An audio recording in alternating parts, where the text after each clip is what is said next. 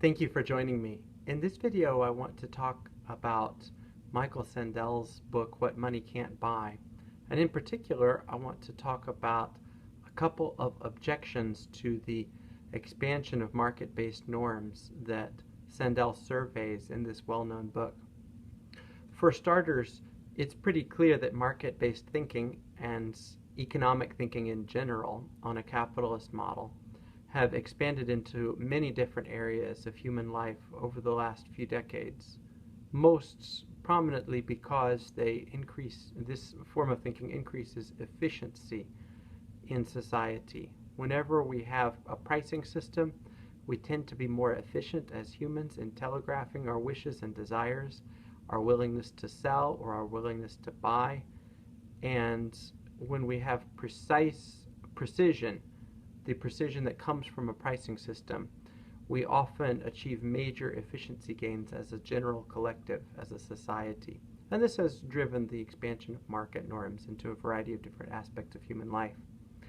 But Sandel talks in What Money Can't Buy about certain aspects of human life that seem to be impervious to markets.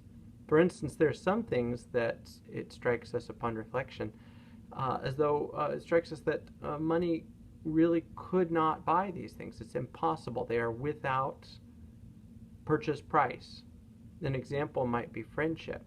Yes, you can purchase, quote unquote, friends or followers on social media, but are they really friends?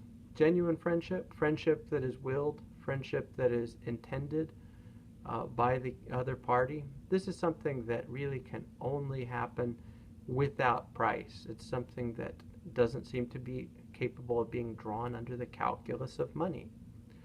Similarly, we could think of awards. These are things that it appears that money can't buy.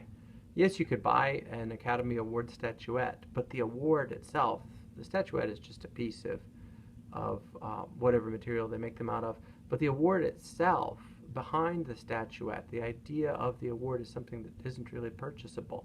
You can buy a Nobel Prize medallion, but the prize itself is not really something money can buy. So there are some things that it appears as though money can't buy.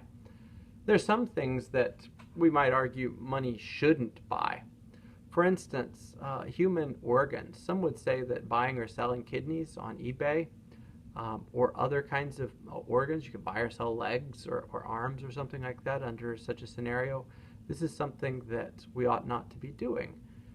I am with the camp that says that human body parts ought not to be hawked on the internet.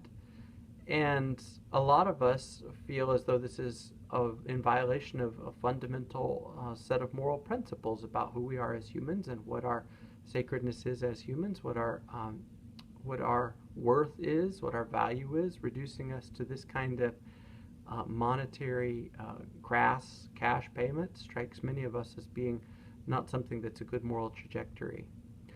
We could think of other things that money shouldn't buy. To stick with the human example, apart from bodily organs, it could be argued that people as such ought not to be bought or sold. It's been proposed that we make the adoption market more efficient so that parents and children can match up with each other more rapidly and more successfully by virtue of adoption that is brought under the calculus of market, so that people are buying or selling children.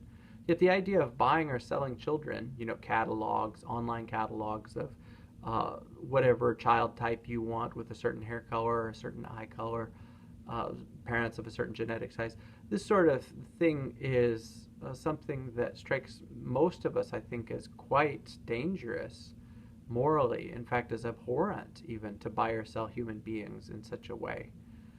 Perhaps because of our horrible history of slavery in the West and in America, where humans were put up on an auction block and bought or sold. The idea of buying or selling whole humans, I think rightly, strikes many of us as being something that ought not to be brought into the calculus of markets. So then we have some things that money can't buy and some things that money shouldn't buy. Other things are kind of in the middle. Maybe it's the sort of thing that money shouldn't buy. It could potentially buy it, but might not be able to. For example, Sandel references gift giving.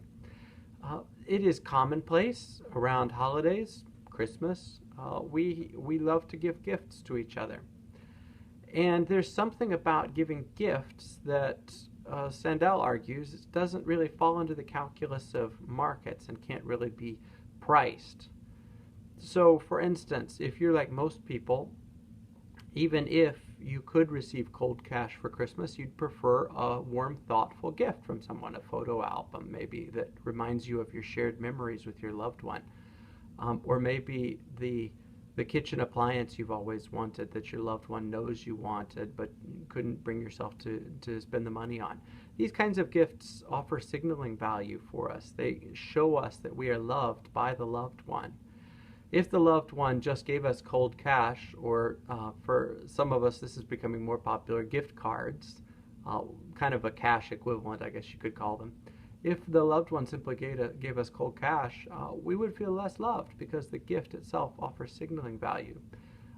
And yet you can, I suppose, bring gifts to some extent into the calculus of the markets by just giving envelopes of cash as the gift. So gifts are kind of in the middle between what we can't buy and perhaps what we shouldn't buy. They're sort of in the middle. All of these examples raise two objections. These are objections that Sandel canvasses and that I want briefly to discuss here. The two objections are, first of all, a fairness objection, and secondly, a corruption objection. For the fairness objection, one reason why it is dangerous perhaps to extend market norms into all areas of human life is that it leads to unfairness. Suppose that we take the example of buying or selling human organs. In such a scenario, the rich would very quickly be able to replace all their organs, and the poor would be shut out of the market. The rich would extend their lifespans, the poor would die young. In the absence of some sort of egalitarian framework where people are forced to stand in the same line waiting for an organ donation rather than being allowed to just buy or sell in an open market as they please, you're going to see, in the absence of that, you're going to see a lot of unfairness. You're going to see the rich getting richer, the poor getting poorer, and you're going to see a lot of exploitation taking place. So one objection against the expansion of market norms into all areas of human life is that this undermines fairness. It undermines our ability as human beings to live alongside each other in a society of free and equal citizens. A second objection is the corruption objection, and the idea here is different than the fairness objection. The idea here is that market norms, when they are brought in to encompass all areas of human life, corrupt the goods that they price. Suppose that you came upon someone who said, I will be your friend for a price. If you buy me for $2,000, I will be your friend for 2 years.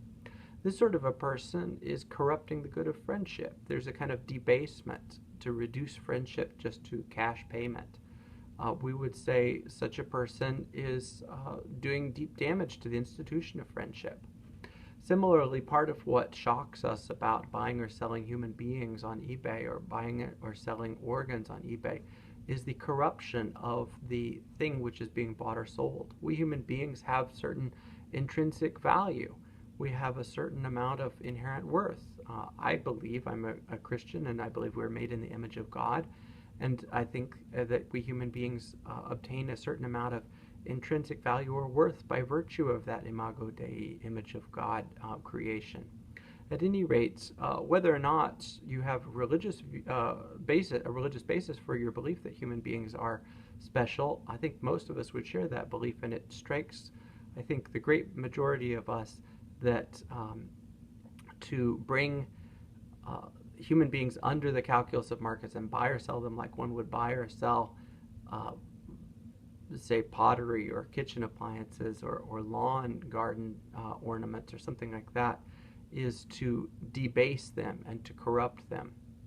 So what we have then are certain areas of life where it looks as though money can't buy things, certain areas of life where money perhaps shouldn't buy things, areas in the middle like gift giving, and also we have a couple of objections to the idea of expanding markets into all areas of human life, the fairness objection and the corruption objection. These are all insightful, but they do not necessarily These objections have not necessarily prevented markets from expanding far beyond their original scope and reach in Western liberal democracies, and it's a trend that will probably continue for some time.